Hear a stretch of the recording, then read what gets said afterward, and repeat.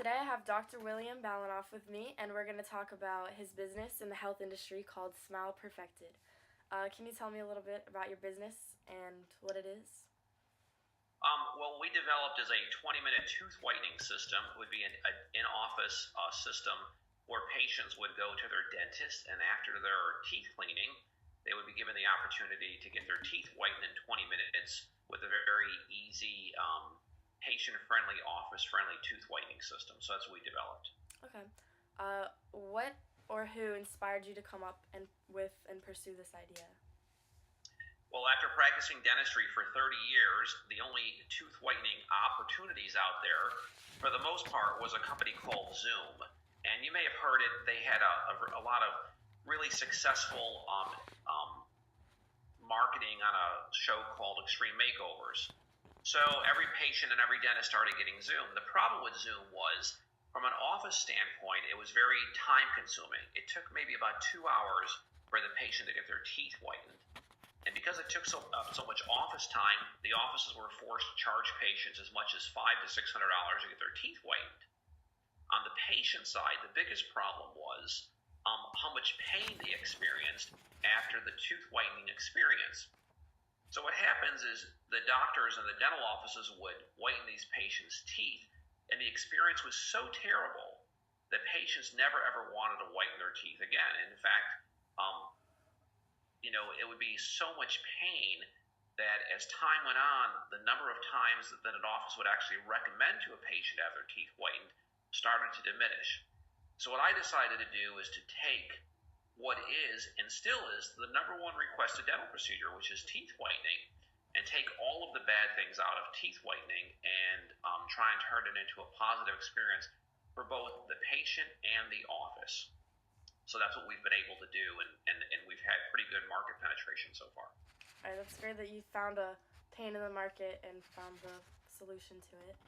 How long did it take you to start your business? Well, relatively quickly, in the sense that from the time that we came up with the idea until the time we actually went to market, it probably took about 6 months for product development, logo design, package design, finding the vendors to do all of this stuff. There's like a lot of logistical things that need to be found before and developed before you can actually even sell product one. So probably about 6 months. How did you obtain the money and resources needed to start Smile Perfected? Well, there's two different kinds of resources, of course. One is actual money, and the other one is the intellectual property that's required to do all this kind of stuff. So we'll start with the money part of it first. I invested most of the money myself, but I also got a couple of other people who were interested in partnering with me. I have a pretty good success track in business, so people thought it would be a good investment to invest with me. The other thing that was required was intellectual property, and that becomes a little bit more tricky because you have to understand what you can bring to the business and what you actually have to acquire as far as intellectual property. So the whole dental intellectual property I was able to bring to the business, but there were two other really important components that needed to be brought to the business for the way that I envisioned it. One was an operations intellectual property. So I have a friend of mine who works for me in another business who's very good at operations. So this guy named Jeff is in charge of actually the logistics of managing the inventory and managing the warehouse and deliveries and so forth. And the other person that I brought is this guy by the name of Tom, my brother-in-law's brother. And he is a computer genius. And he was the one who helped us develop the software to be able to maintain our CRM, which is customer relation management software, and also to develop an online marketing strategy so that we can actually solicit business via direct mail campaigns to actual dental offices, and then manage the software which would follow those leads and ping those leads with emails for the rest of forever. What do you look for in an employee, and how do you Well, go about the most important thing to me, and I like to think about the Southwest Airlines model. I believe that if you hire good people, you can train the job. So of course they need to have certain skills, but if you have dedicated people who are willing to sacrifice and to work really, really hard for you, for the most part, 80% of most jobs are very mundane, repeatable types of tasks. So what I look for is really wonderful, dedicated, disciplined people to come work for me, and then I think together we can usually figure out the job. How has owning your own business affected your family?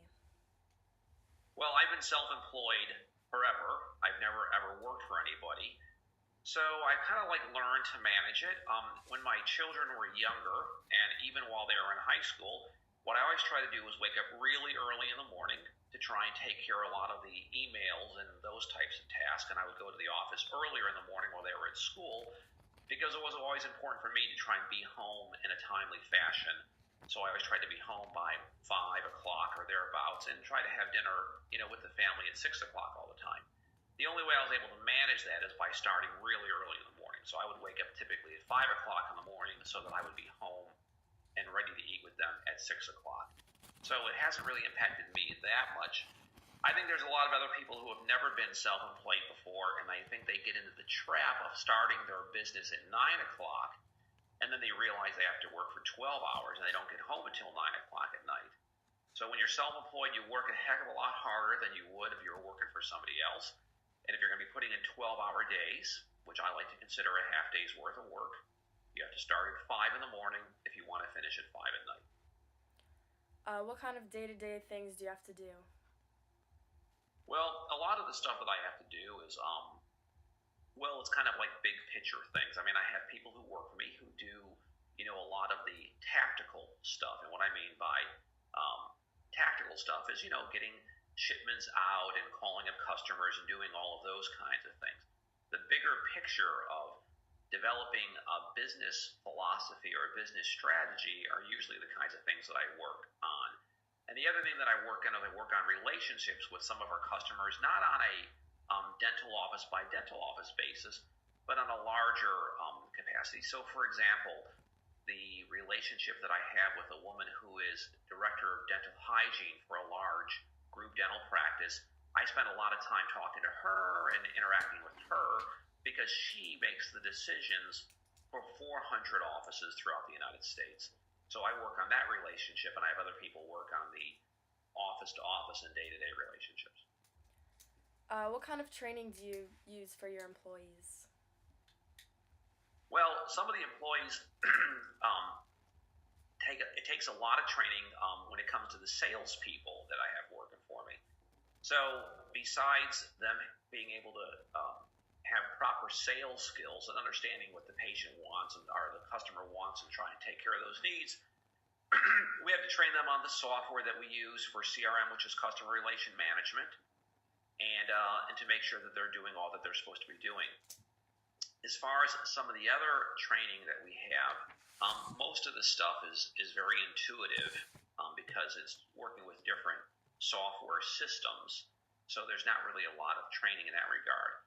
There is, however, training when it comes to certain regulatory agencies. Since our product is monitored through the FDA, the FDA requires certain things be taken care of, and that training could be something as simple as a fire safety class to how we dispose of certain things. What is it that makes you feel your business is a success? Well, there's really two things. Either a business is growing or a business is dying. So I never really know if it's ever a success. I just want my business to keep on growing. But I guess the simple answer is based on revenue. How much money are we collecting in any particular month based upon sales? So as long as that number keeps on increasing, along with the profit that should be associated with it if we're managing it properly, then I feel that we're being successful. But we're never as successful as we want to be. We can always be doing a better job. That's true.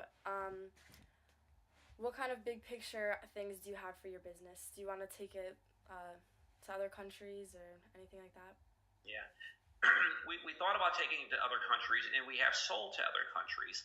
The problem is that there's a lot of regulatory concerns in other countries. So, for example, we had one customer in Israel, and we started going through the regulatory process in Israel to sell our product there. The problem is the amount of money it would cost us to have that product approved in Israel is so expensive that the amount of business that we would actually have to create in Israel in order to cover that overhead doesn't really make sense to spend all of that money in Israel.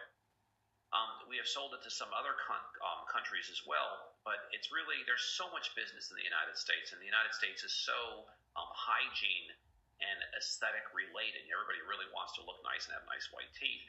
That there's so much business within the United States that you can turn this into a multi-million-dollar business just in the United States and feel really wonderful about that. Do you have any advice for anyone starting their own business? Just know that you're going to work harder than you ever have in your entire life, and it becomes part of your soul practically having this business. So I think probably the biggest frustrating thing for most entrepreneurs is they want the people that work for them to be as dedicated as they are. And one of the things that I think is really an important thing for entrepreneurs is not to be selfish. So some of the people that work for me, even if they're not investors, are vested in the company because I will give them stock in my company as the company starts to grow based upon certain metrics to prove our success. So I'm all about sharing in the success, and I will give stock to my employees as an incentive so that they feel as vested as I do about the success of the company. So you feel strongly about having like strong relationships with other people and getting networking and stuff like that? Yes, if they're not working, then they don't last very long with me. But if they are working, I'm more than happy to reward them. All right, well, thank you so much for your time, and good luck with the future decisions that you have for your business. Thank you.